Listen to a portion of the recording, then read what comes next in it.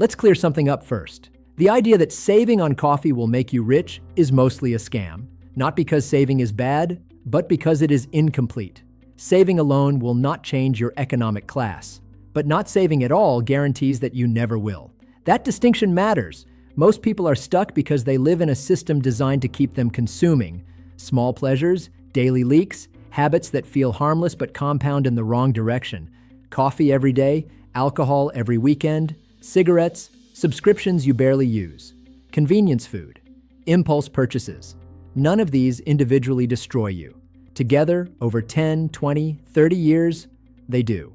Here is the truth nobody markets properly. You do not need to become Elon Musk. You do not need to build a unicorn company. You do not need extreme risk to live a wealthy, stable, dignified life.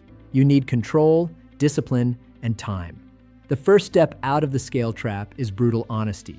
You audit everything, not emotionally, mathematically. You remove what you do not need. Coffee becomes optional, not automatic. Alcohol becomes occasional, not routine. Cigarettes disappear entirely. They cost money and future health.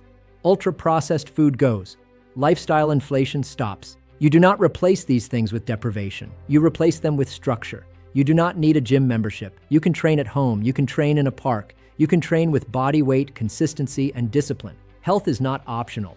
Poor health is one of the most expensive financial decisions a person can make. Every pound or dollar you stop wasting is not saved. It is redeployed. This is where most people fail. They save, but they do nothing with it. Saved money that sits idle loses value to inflation. That is another quiet tax. What matters is where the money goes. You invest it every month, without emotion, without trying to be clever. Stocks, index funds, property when possible, land where appropriate. Anything productive that historically appreciates over time. You do not chase hype.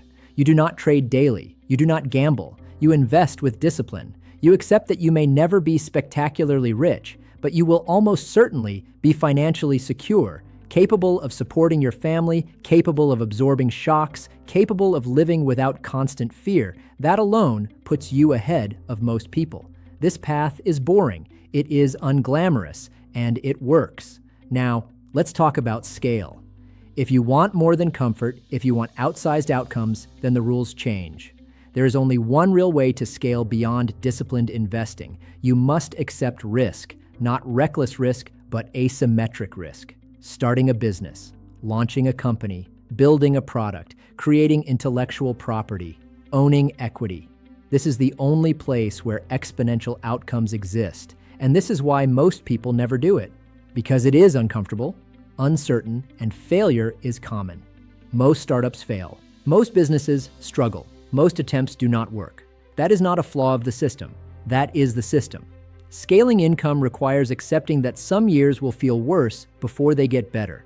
It requires delayed gratification on an entirely different level. This path is not for everyone, and pretending it is dishonest. But if you want to escape linear income completely, ownership is the only door. Here is the key point most people miss. You can do both.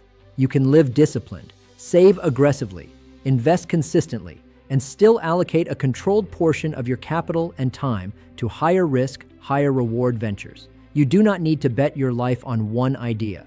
You need exposure to upside. The mistake is doing neither. Most people consume everything and avoid risk. That is the worst possible combination. So no, saving coffee money alone will not make you rich.